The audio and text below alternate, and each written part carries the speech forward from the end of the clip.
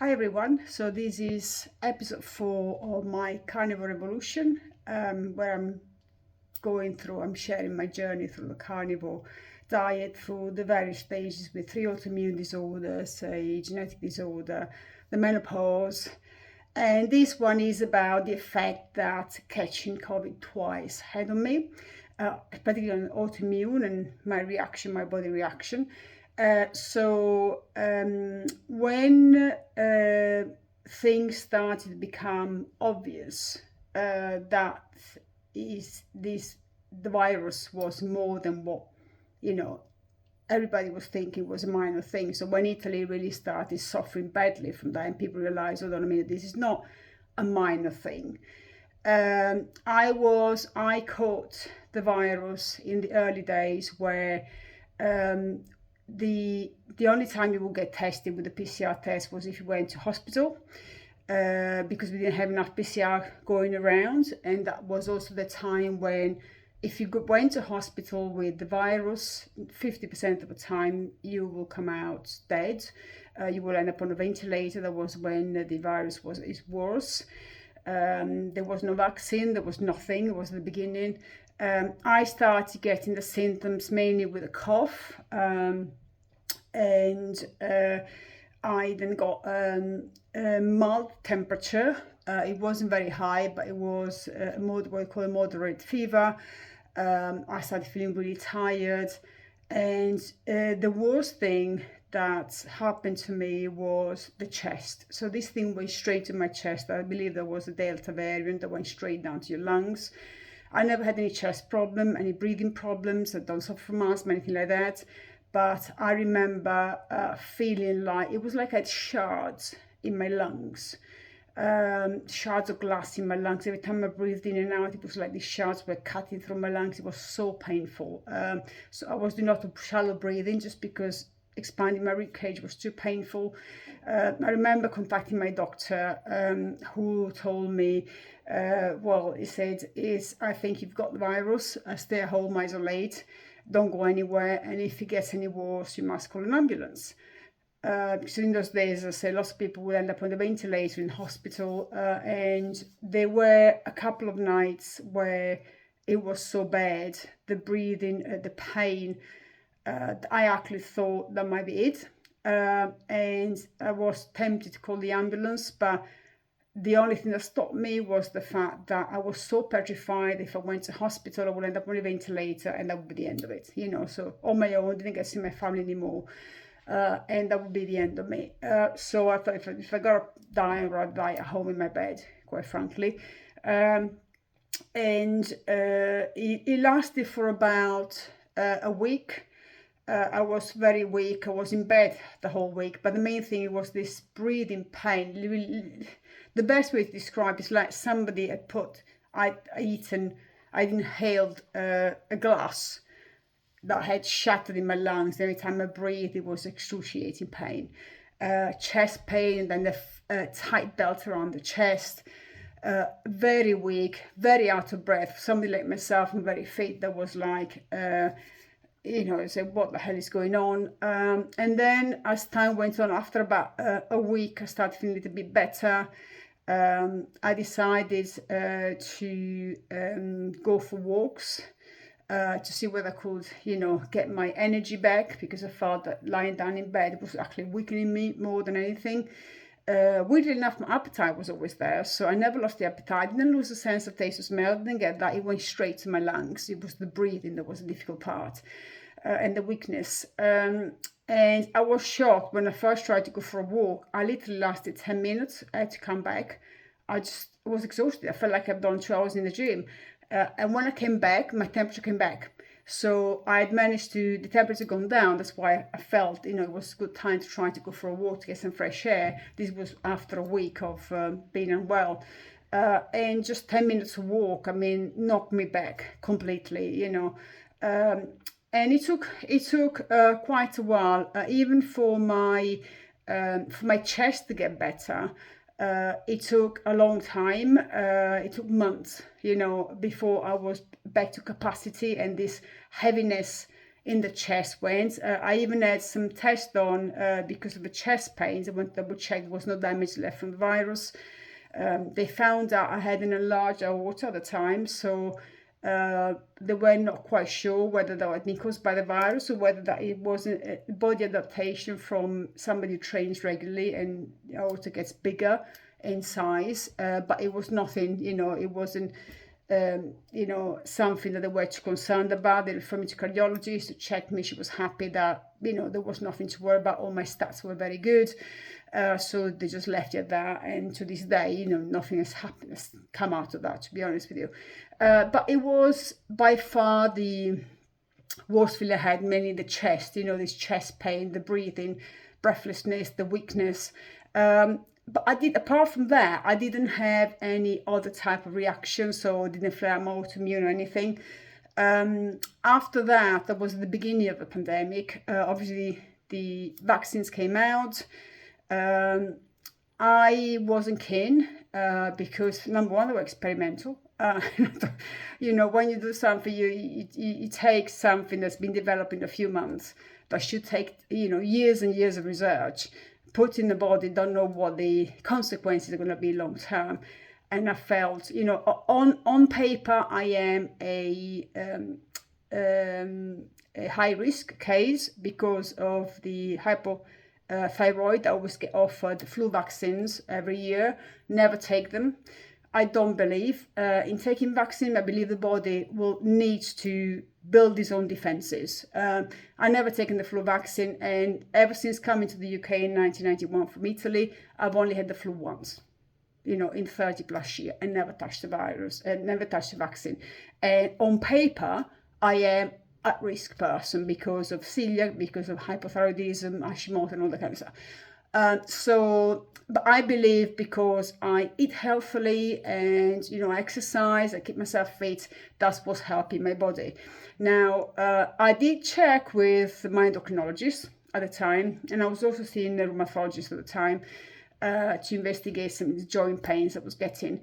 And they advised me that as I'd already had the virus and I had got over it, then, the risk to benefit from it having the vaccine were not great, in respect of the vaccine would flare up my autoimmune because it causes an immune reaction against this spike protein. And they say, given the fact I've got so many autoimmune disorders, it will potentially cause a reaction of my autoimmune disorders and make me feel a lot worse while having already had the virus. I coped. It was painful, but my body had managed to resolve it by itself. So there was, the risks were higher than the benefits. And I totally agree that I didn't want to take anything, although I kept on being invited to go for the virus because I'm at risk, so-called. Everything was good. And then I caught the virus again in 2021, the beginning of 2021. This time it was different. So I didn't even know I had it. I was working in Chest 111 at the time. One evening I was doing a shift, and all of a sudden I started getting a massive attack of hives. So my hand started itching and started scratching, and all this hive rash came all the way up my arm, and then it started on the other side. And I thought, oh, for God's sake, autoimmune is flaring up again. I took some Pirites at the time, so antihistamine went, and I didn't think anything of that. The following morning I woke up with an almighty runny nose, which was weird because normally when you get cold, you get a little bit of burn in your throat before the cold, virus starts. And it was just running. I didn't have a sore throat. And I thought, this is a bit odd. So at the time, I had a phone call with my GP to catch up on some of the tests I've been doing for the chest. And she told me, have you got a cold? And I go, yeah, I just woke up this morning with this very weak streaming nose. And the first thing she told me, going to PCR. And I said, well, it's a cold. It's not. Because in those days, we still were going with the symptoms, with the loss of taste or smell, the cough, the fever. I had none of those, It was just cold. She said, no, trust me. I'm pretty much sure that's what it is. The new variant is mainly cold. There's no temperature all the time. There's no cough all the time. So I just went to do the PCR, and lo and behold, it was positive. And it was very weird because I just had this cold, energy levels were good, no chest pain whatsoever. I was actually at home, obviously isolating, but I was doing weightlifting at home every morning. There was no big deal. And after about 2 or 3 days, the symptoms went. And I thought, oh, okay, that's okay. That wasn't that bad, And then all hell broke loose. Which was, to me, amazing, because given the fact that that variant was much lighter than the original one I had, the damage it did from an autoimmune perspective was unbelievable. So I started to react to absolutely everything. Stuff that I would normally be okay to eat, like fish, eggs. I was reacting to that all of a sudden. I said, what is going on? I was getting hives. My joints were really, really hurting. I mean, symmetrical pain, so the wrist, the elbows, and the ankles. And then I started getting, like, my cheeks were getting a minor rash on the cheek, but it wasn't itchy. Then I came out with all these weird, they call them red angiomas, which is like moles, but really, really red. They look like blood thing under your skin, and I thought, oh my God, what is it? I was covered in that. I went to the dermatologist. She didn't have an answer. She didn't know what that was. She said, normally you get them as you get older, but you don't get like so many in one go, and I started worrying there was something seriously wrong with me. I did some blood tests with Medicheck and everything was fine. There was nothing showing unusual. And I thought, something is not right here. So I spoke at the time to my endocrinologist, and she said the joint pains and everything, she was a bit puzzled by that because they were feeling different. I was also getting very weird, like electric shocks going down my arms and my legs, especially at night. They felt like they started from my core. And I thought that this is almost feels like it's a nervous reaction, like my nervous system is on fire, and I couldn't quite work out what it was. So my endocrinologist, private endocrinologist, told me, well, she checked my hormones, everything was fine, there was not major issues. And I started reacting to all the HRT as well that was taking the medication, so I had to stop everything. Even the topical cream for the testosterone was giving me rashes, so I was left with, hardly could eat anything but the beef. I reacted to everything, the other everything I was normally have, I was reacting to with these massive rashes, these weird red spots, red blotches. The pain was, joint pains was more, this like electric shock going through my body. I said, what is going on?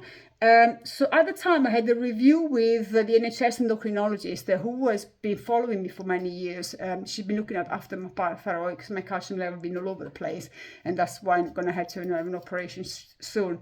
And I told her what was going on, and she said, okay, I'm going to refer you to a rheumatologist. Because you, in the last 4 years, had been tested positive for other autoimmune disorders like lupus, sarcoidosis, and pernicious anemia, but I didn't have any symptoms, so we didn't do anything with that, And she told me, I think one of those has been activated. It could well be the virus because, but she said one of us probably activated, so I'm going to refer to the rheumatologist and do some more blood tests. And she referred me, we did a test, and lo and behold, I had lupus now. It had been activated by the virus. So despite the fact that it was a milder variant, it had activated a dormant autoimmune disorder. And, I was diagnosed with, thankfully, mild lupus, but that was all this feeling I was getting. There was also a question mark on Sjogren's syndrome, which is secondary to lupus. Where all your glands dry out, so your eyes are very dry, your mouth is very dry, which I was complaining of all the time. One more to add to the list. I went from Hashimoto to celiac, lupus, hemochromatosis. I thought, well, what can you do? So that was a very difficult time. I also was going through a lot of issues at home. Personal issues which eventually led to a divorce, so there was a stress at home. There was the stress caused by the virus, especially the second time I caught it, and all that, you know, compounded to activate everything. So I've never felt like that. I mean, I could not, everything, absolutely everything was reacting, you know. I had to be so careful, so I had to go back, completely back on the lion diet. So just minced beef only. That was the only thing that wasn't reacting to me. I was reacting to fish, which I never reacted to before. Eggs, which, you know, I know can be a little bit, is more dose dependent, but I was reacting to that.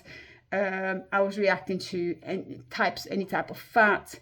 It was a disaster. So, you know, so I had to go back. So let's, you know, reset everything. Let's go back on the lion diet and just get, you know, the minced beef, just eat the minced beef, salt and water, go back to that, try to reset myself.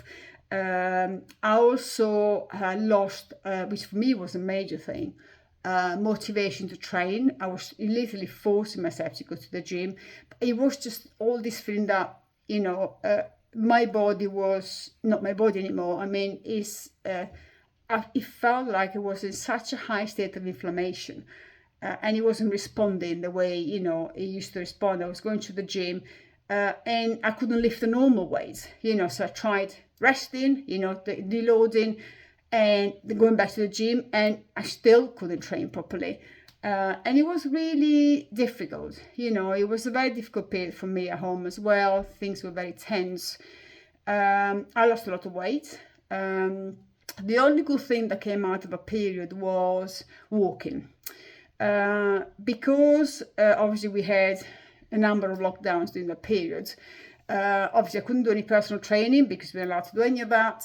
So I was working for NHS 111 for a year and a half during that period, which was, to say, compounding to the stress I had, because it's very stressful environment. You guys have no idea what these people go through when you call 111. You know, they're spending 8 hours answering call, and it's one call. As soon as you put the phone down, there's another one. You know, you get very little breaks. And the frustration of knowing that when somebody calls you, you're going to have to put them in lists, in queues that can take 4 hours for doctors to call them, because the demand was such that, you know, we just didn't have enough doctors to call with. We would have like 200 people on a queue waiting for a call back. You know, and the doctor, every time they call somebody, they spend a good 20 minutes with the person on the phone to try to understand, do they need to be seen now? Can we just give them a prescription? What do we need to do? So you can imagine 20 minutes and 200 people. I mean, it's going to take a long time to call people back. And the abuse we were getting on the phone, you're not good enough, I had to wait 45 minutes on the queue, you're useless. You guys have no idea how difficult it is, you know, to be an advisor in NHS 111. First of all, you have to go through an intensive course of a month, and you're going to learn everything about the body. I mean, I knew a lot being a personal trainer, but if somebody comes from a completely different environment, you learn everything from the heart, you know, recognizing symptom of heart attack, stroke, what you can do for this. It's almost like you're in a position where you can do open heart surgery by the end of the month. And the exam at the end of that is very difficult. You know, you got to study. So, and this is, you know, for a job where you're constantly under pressure. You know, there is a system that NHS 111 follows. So they call it pathways. So when somebody calls, you know, you exclude the life-threatening things like, you know, extreme bleeding, breathing issues, stuff like that. That will, you know, heart attack, the kind of stuff. That means you have to call an ambulance immediately. You know, once you excluded that, then you have to work out what it is. And the calls you get could be anything from a mother calling because the child has got cold. Really, you know, it's a bit silly. To somebody literally should be calling 999 on the phone and they can barely breathe, you know, so having a stroke or a heart attack on the phone. And they were not calling 999 because the 999 were overwhelmed and the ambulance couldn't get to them. So they were calling 111. So you can imagine we had to call an ambulance for them, you know, we can't go there ourselves. So it's very, very stressful. So please, when you call 111, it's still very busy at the moment. I don't think doctors have gone back to doing what they were doing before. They're still not seeing people as often as they used to. And I know that a lot of doctors have actually left the profession because during the pandemic, we have lost a lot of nurses, we lost doctors, we lost paramedics, and the cost of living is not helping things because, they're really underpaid. I was working more, and believe me, for what you do, you're not paid nowhere near enough, because you've got somebody's life in your hand, literally. So please be kind. These people that to help you, so abuse is really not helping. That's one thing I want to say. So I was doing one-on-one, obviously, which was very, very stressful. And I found in those days, because obviously the gym was shut and everything, yes, I had this equipment at home I could use, but it was enough. You train at home for an hour and a half, 2 hours. What do you do for the remaining time of the day? So I found I was going out for walks, just chilling walks. I used to put my earphones on, and I like to listen to podcasts about nutrition, about exercise. You can listen to whatever you like, but it's leisurely walks. And I was going twice a day for about 45 minutes to an hour, just leisurely walking. It was nice. The first lockdown as well was very good because it was springtime. The weather was beautiful, so it was very good. And then throughout the winter, I maintained the habit of going for a walk every day. And you know what? You want to lose fat? There is nothing better than walking daily. I lost a lot of fat. I didn't lose muscle, I lost fat. I went the leanest I've ever been in my life because I was walking, going out for walks twice a day. And I kept throughout the winter. And that, I think, helped a lot because it was my body was such a high state of inflammation.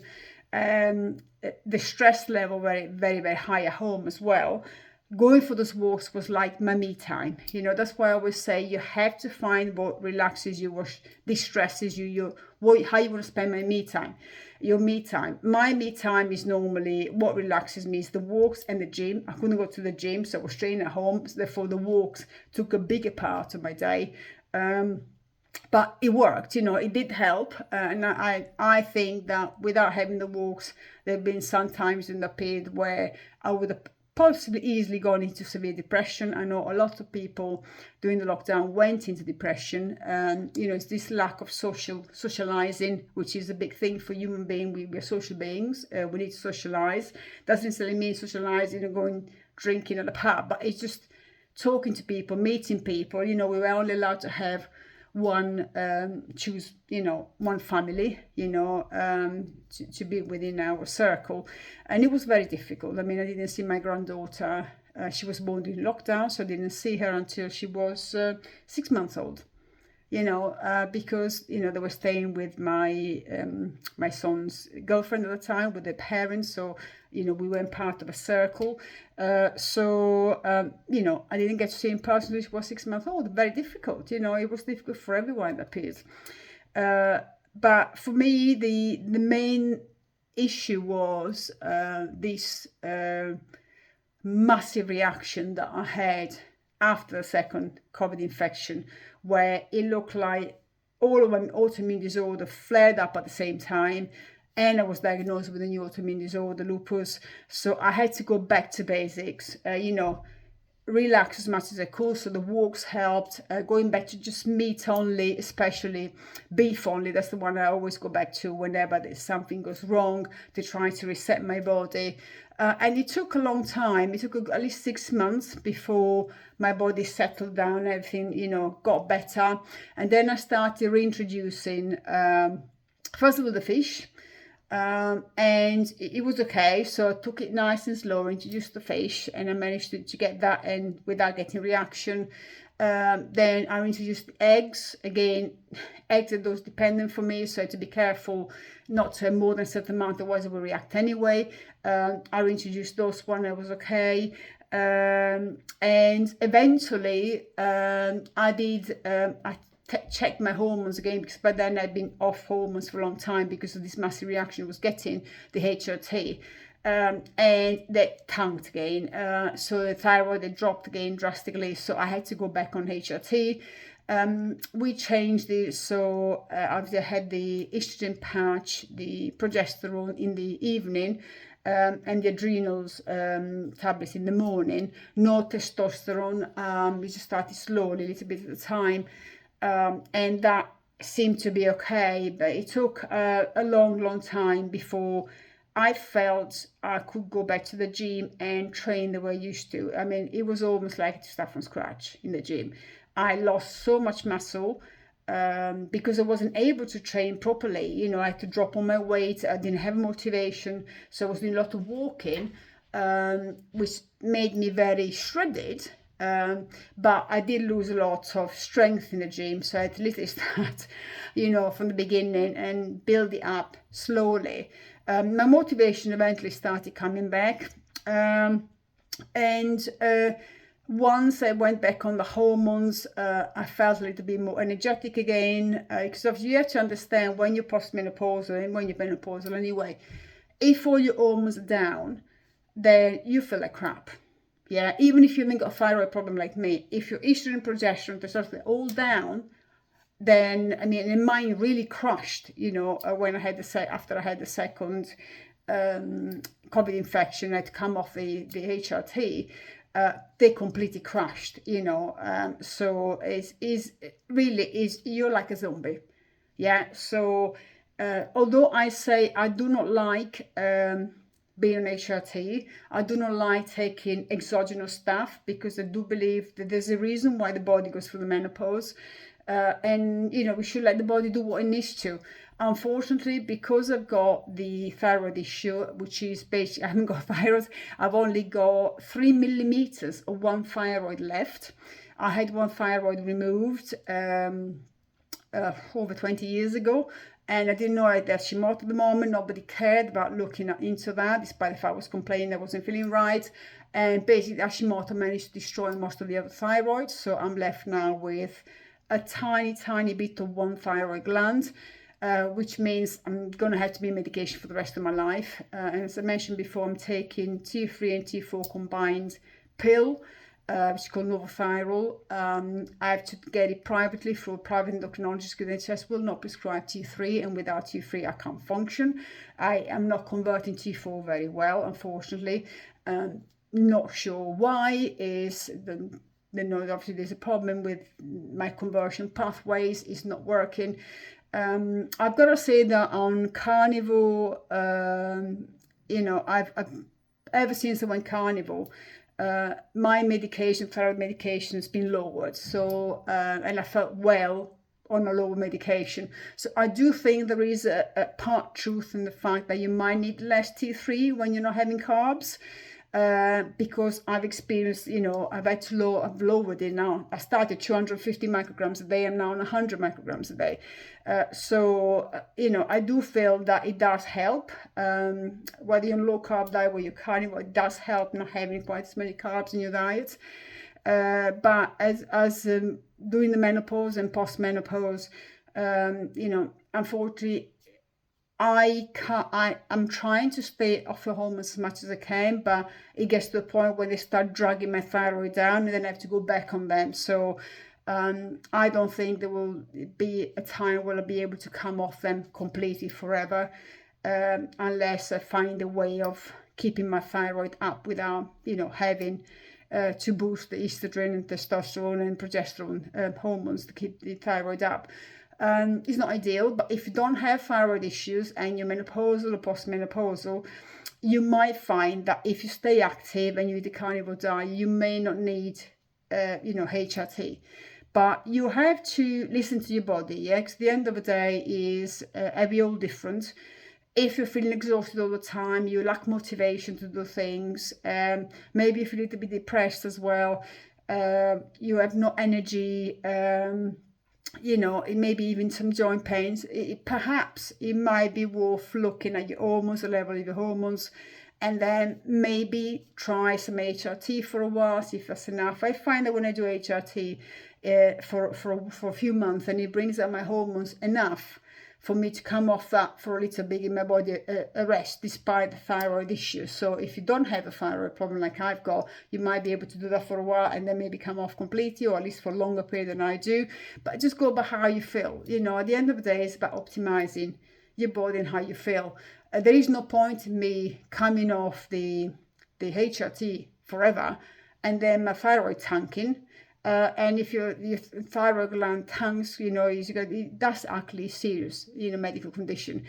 So it's, could even be life threatening, because that controls everything, your metabolism, your body temperature, your heart rate as well. So, that's, you cannot have no thyroid, hormone. I mean, you need that to survive. So unfortunately, I'm stuck with that. Had I known 20 years ago that I'm removing my thyroid caused all this hassle, I wouldn't have allowed that. But I didn't, I trust the medical profession to know what they were doing. They removed the lump on the thyroid, and the thyroid turned out to be benign. So, they need to remove it. I think maybe if I had known all the time about the carnivore diet and gone to carnivore diet, would have been able to reduce that, because I was eating a lot of cruciferous vegetables, which are, known to increase the risk of goiter on the thyroid. No, I didn't know any of that. Yeah, so that's why it's good for me to share this information, because it might help somebody else and might help you avoid, the mistakes I made, from which I can come back, unfortunately.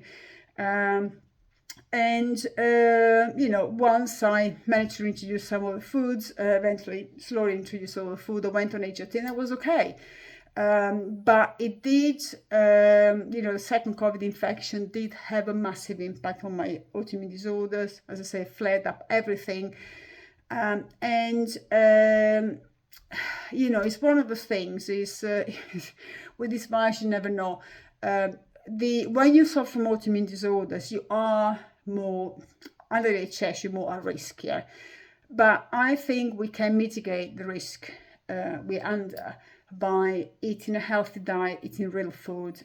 Whether or not you want to be carnivore, you want to be keto, definitely don't be standard Western diet, because then you're screwed completely. But if you want to be low carb, keto or carnivore, provided you eat real food, as they come in nature, and you stay active. That's so important to stay active. I think you can mitigate 90% of issues you get with any autoimmune disorders and the menopause, because as I said, there's this massive stigma on the menopause that, once you're in the menopause, you're going to put on lots of weight and you're just gonna live with that. No, it's if you eat healthily and you move, you don't have to be obese. Yeah, you don't have to feel like crap. So you can help yourself. And having autoimmune or being postmenopausal, menopausal, is not, it's not a disease. Yeah, so it's something you can live with. You can lead a normal life. Even better than the standard person. I mean, I can comfortably say that I lead the better quality of life, and I will probably survive some of the worst viruses than somebody who hasn't got no autoimmune disorder, is not postmenopausal, but eats a standard Western diet. I know that for a fact, yeah. And the pure fact, I went through 2 COVID infections and didn't take any vaccination or anything like that. And I'm absolutely fine, where on paper I should have been very high risk, I risk to go into hospital. That goes to show that if you give your body the tools and the nutrients that it needs to fight things, it will fight it. And that's precisely the reason why I don't like to take exogenous stuff, including HRT. Unfortunately, as I say, I got no choice. I try to minimize, take it, come off, to minimize the amount of time I'm on that. But because of my thyroid, I'm maybe limited to what I can do with that. But, the body is built for survival. It will do whatever it can to survive any given time. It's like when we're going to die. The body doesn't understand diet. You understand famine, and feast. So if you start starving it because you want to lose weight, the body thinks, oh, hold on a minute, I've got to survive. So get rid of everything that is not vital, yeah, i.e. muscle mass, get rid of what's burning the most amount of calories, if you like, and then hold on to fat, because that's what's going to survive, yeah. So the body will do whatever it needs to do to survive, and that includes whenever you got autoimmune disorder, whether you got autoimmune disorder or not, yeah. So it's just a question of trying to give it what it needs to do its job. And so, as I said, I hope this helps. For those of you who suffer from autoimmune disorders and menopause, even post-COVID, if you're suffering from post-COVID symptoms, and you don't know, what's going on, and you got autoimmune, they still got some of those symptoms lingering on. The best advice I can give is do blood tests. If your doctor won't do them, do them yourself. You got to pay for them. I've been using Medicheck, which is a UK blood testing company, and by the way, I've got no affiliation with them. I just do them for my own purposes, because I've learned from experience that if you wait for a doctor to do blood tests for you, by the time they do them, it's too late. So had I not done blood tests myself, I wouldn't know that I've got Hashimoto, I wouldn't know that I've got celiac disease, I wouldn't know that I've got hemochromatosis.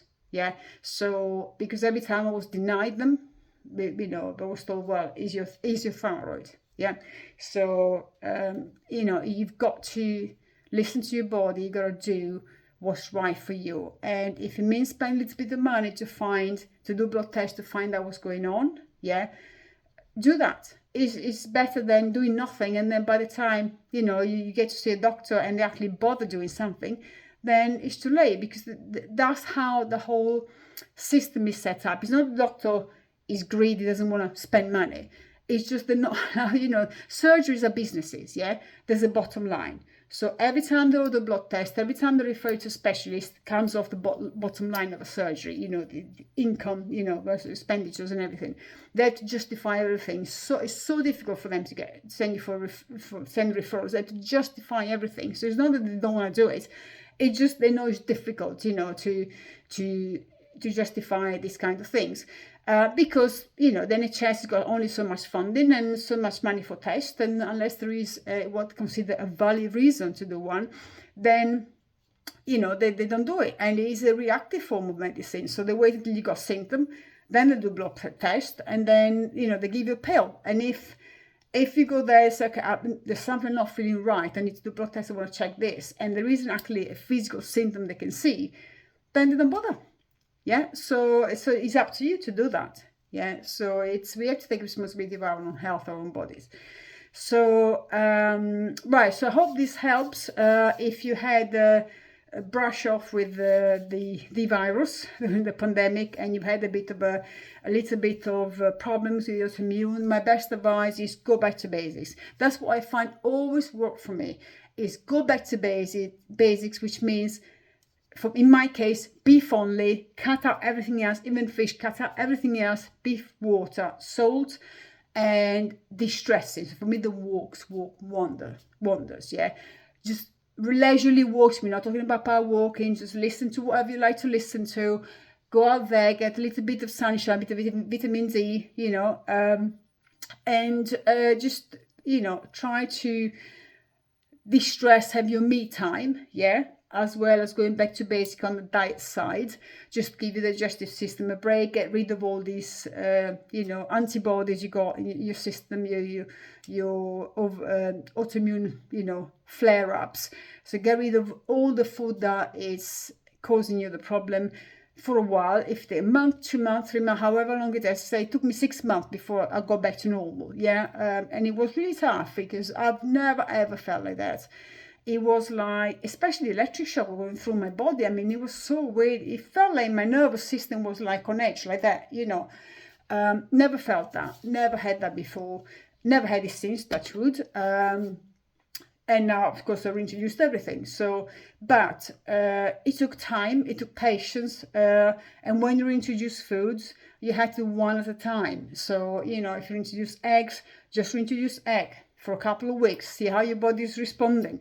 If you're happy with that, you're not having any reactions to that, then you need to do something else. But if you have a reaction to the eggs, just take them out again and do something else instead. Yeah, don't keep them there if you're having reactions, because sometimes it might take a little bit longer. I found out, for example, since having the second virus, which had a more impact on my autoimmunes, I found there are certain things, certain creams I used to use, even the face wash I used to use, I can't use it anymore.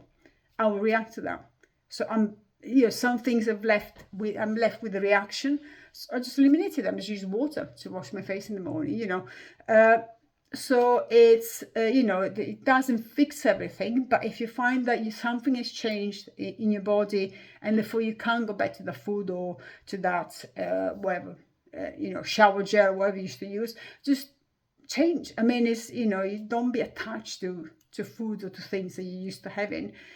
If your body just doesn't like anymore. I do believe that the virus, for some people, has caused some mutations.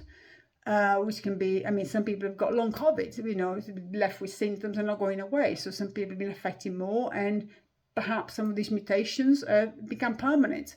I know from personal experience, certain things they used to use, mainly skincare, I can't use anymore. I now have to be very careful, or more careful than usual, when I have some skin, something different. For example, giving an example, I went to my hairdresser and she gave me, because obviously with a thyroid you lose your hair, you go for periods when you lose more than usual, and she told me we got this serum you can put in your hair, which is hypoallergenic, that doesn't cause any reactions, and it's supposed to help with strengthening your hair so it doesn't fall out. She put it on for me one day when I went there to do my color. She put it on for me, and it was on a Friday evening. And that night I just started scratching. I mean, it was so itchy. This was after a few hours. It was so itchy. I woke up in the morning and I had all blotches on my scalp. And so, my gosh, I had to wash it off. And still, it took 5 days before this itching, these blotches like a rash, stopped. Yeah, so... And that's supposed to be something, and she was really surprised because we never had anybody having reaction to that. But again, I think is since, catching the virus a second time, which had the most impact for me, I react to things I wouldn't normally react to before. You just got to accept that and move on, try something different. So now I know better, I'm not going to do that anymore. I know some people, for example, that went to the hairdresser after having COVID, they reacted to hair color that they've been using before. And also they started reacting to that. So there has to be something that is, this virus has changed in our DNA, or it's caused, changes that whereby we become more reactive to something. If you've got autoimmune disorders, your body's already, immune system is already overreactive as naturally. You add the virus that causes a reaction of the immune system, then you're having, a massive flare-up of everything. And it takes time and patience and hard work to try to rebalance everything, find out where your new normal is, and accepting that, because at the end of the day, I'm quite happy, to be honest. Even if I came out of it and all I could eat was beef, that's okay. Now if I couldn't eat beef, then I would have a problem because I would want to go back to eating the standard Western diet, because I know how I feel with being carnivore. I feel so much better when I wouldn't want to go back to that. But it's quite interesting that I had reactions even to chicken, to fish, to all sorts of meat, even pork I started reacting to. Beef is the only meat I didn't react to, and it was so weird. It was the only thing that remained constant throughout this period when I was reacting to absolutely everything. The beef, and only, as I mentioned to you, I have minced beef, just because if I have a steak, I have to cut the fat out because I don't like the consistency of the fat on steak. Well, with beef, I can have higher fat, minced beef, and it doesn't bother me because it's minced, so I don't taste the fat as such. That was the only constant, throughout this very difficult period. Everything was flaring up. I was reacting to everything, feeling like crap. I got diagnosed with lupus. The meat, the beef, it was the only constant, to the point that I had to go back on the basics, just beef only, water and salt, and that resolved everything. Then I was again able to reintroduce things. So I hope you find this helpful. I hope if you did encounter the virus, you managed to get over it quite well. If not, if you're still having some symptoms of that, maybe try going back to basics from food wise and try to do more things that relax you, that may help your body de-stress and detox that way. That's it. So next one, I'll be talking more about dealing with the post-COVID symptoms, with managing the menopause at the same time. So what I'm doing now, so what I'm finding is working now after all these periods of upheaval, both personal upheaval, the personal life, as well as the physical upheaval caused by COVID and the menopause. And what I found works now, and the tweaks I'm doing at the moment, constantly changing to still trying to find the optimum space for my body, which, as I said, is an ever-changing thing. You know, you may find something that works for you for a while, but then things will change because your body changes, especially for women. If you're going through the stages of menopause, things change all the time. Your hormones change, your lifestyle stresses change. All of this has a massive impact on how your body reacts to food and to exercise and, you know, weight gain and all the kind of stuff. So I'll be sharing what I'm doing now, what I'm finding that is working, what the things that didn't work quite so well, and all the tweaks I'm doing at the moment, and hopefully that will help you. Okay, so please leave your comments. Hopefully you find tips and what I discussed today helpful, and any question, please feel free to leave a comment. Thank you. Bye.